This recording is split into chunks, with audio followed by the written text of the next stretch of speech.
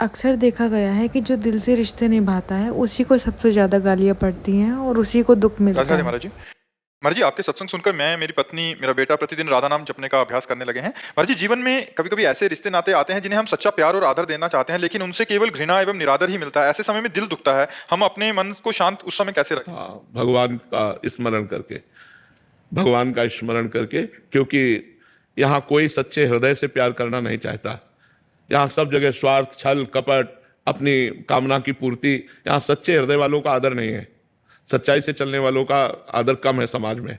आज जो जितना गंदा बोल सके, गंदा चल सके, गंदा आचरण कर सके, समाज उसी के भाई ये ऐसा। और जो सिधाई से चले ना तो लोग कंकड़ मारते, सीधे चलते चलने में कंकड़ मारते हैं, उसे छेड़ते हैं, उसको उपहास करते हैं, उसको नीचा दिखाने की कोशिश करते हैं। जो धर्म में चलना चाहता है, जो भक्ति करना चाहता है, उसका उपहास करते हैं लोग। लेकिन सत्य सत्य रहता है। उपहास सह जाओ।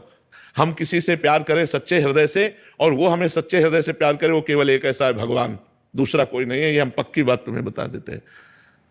छल कपट का प्रेम तो हमने देखा है, लेकिन सच्चा प्रेम नहीं देखा। महाराज जी, आप तो सबके हृदय की बात जानते हैं, तो क्या जो अधर्म आचरण कर रहा है वो अंदर से शांत है क्या? नहीं, नहीं, बिल्कुल अंदर नहीं। की बात तो महाराज जी अंदर आप ही पकड़ पाएंगे। अंदर से अशांत और भयभीत। जैसे एक किसी गैंग का आदमी, जो हम सैनपुर में गंगा किनारे थे, तो गैंग में विस्फोट हो गया था, तो भाग के आया था।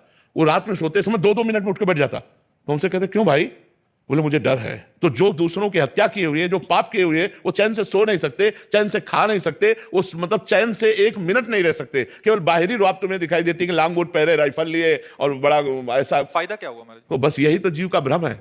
यही जीव का भ्रम है। वो फायदे के लिए अगर समझे तो भगवान का मार्ग है। ये तो अच्छे, यही रोड के किनारे पड़े हैं, कहीं भाग के खा लिया। ये क्योंकि वो अधर्म नहीं कर रहे हैं ना, इसलिए वो रोड के किनारे चैन से सो रहे हैं। और वो गद्दा में भी बैठकर चैन से नहीं सो पा रहा था। 2-2 मिनट में उठ के बैठ जाता। कोई आया क्या, कोई मेरे विषय में पूछा क्या? वो एकदम घबरा रहा था और राइफल बगल में रखे हुए भयभीत है, अशांत है, चित्त बेचैन है। पाप करने वाला कभी शांत नहीं हो सकता। अशांत, चिंता, शोक, भय, उद्वेग, ये उसको प्राप्त होते हैं। पर उसको दूसरा रास्ता मालूम नहीं, इसलिए उसी रास्ते पे बढ़ता चला जाता है, उसी रास्ते पे बढ़ता जाता है। क्योंकि कहीं से धन मार लिया तो है, तो भयभीत है महाराज जी। समझ आ रही है कि कोई सरकारी उसमें भी है, अगर उसने 5 लाख की घूस भी ले ली, बट उसको प्रतिपल भय है कहीं घर में छापा ना पड़ जाए, कोई पकड़ा ना जाऊं। बट महाराज जी, ये बात समझ क्यों नहीं आती हमें? भगवान की माया ऐसी प्रबल है कि वो अज्ञान में ही जी रहा है, इसलिए उसको समझ में नहीं आता। और फिर समझ में कभी एक ना एक दिन आ जाता है, जब पकड़ा जाता है, बेइज्जती होती, तब उसको लगता है यार इससे तो अच्छा है कि जो हमें सरकारी पेमेंट मिल रही थी उसी में शान से जीते। तो एक ना एक दिन अधर्म चोट करता है, पर जब चोट करता है तो बहुत समय व्यतीत हो जाता है।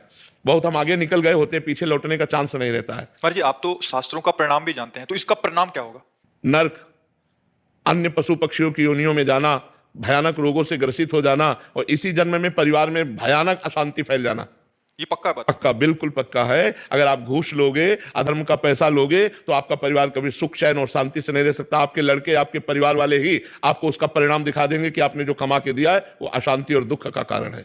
अशांति और दुख का कारण है, बिल्कुल। जब प्यार के बदले नफरत मिले तो समझ लो कि तुमने अपना रिश्ता निभा दिया। अब परीक्षा भगवान ले रहे हैं। मन दुखेगा ज़रूर, पर फिर वही भगवान उस दुख को शक्ति में बदल देंगे। आपको ये बात कैसी लगी कमेंट में बताना। राधे राधे।